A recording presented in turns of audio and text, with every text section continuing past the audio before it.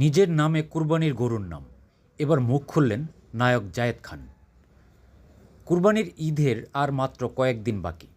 এরই মধ্যে সারা দেশ জুড়ে জমে উঠেছে পশু বিক্রির হাট।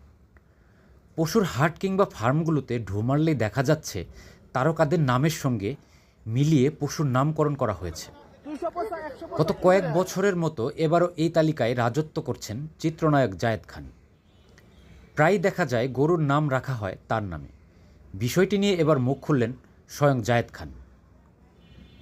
তিনি বলেন, আমার নাম যখন চারিদিকে ছড়িয়ে পড়ে, আর সে নামকে কাজে লাগিয়ে যদি কেউ জীবনে ভালো কিছু করতে চায়, দুটো টাকা ইনকাম করতে পারে, লাভবান হয়, করুক না, আমার এতে কোনো আপত্তি বা সমস্যা নেই। জায়েদ আরও বলেন, কুরবানির হাটে প্রিয় জিনিসটাকে বিক্রি করছে আমার নাম দিয়ে, করুক। একজন শিল্পীর ক্ষেত্রে এটা হওয়া স্বাভাবিক।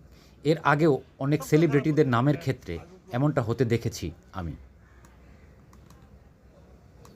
তিনি আরও বলেন, আমার নাম ব্যবহার করে আমার কাঁধের উপর ভর করে কেউ যদি ভালো কিছু করতে চায়, এটাকে আমি খারাপভাবে দেখি না, কারণ এসব দেখতে গেলে আমার নিজের কাজে মনোযোগ দিতে পারবো না। Orbit news.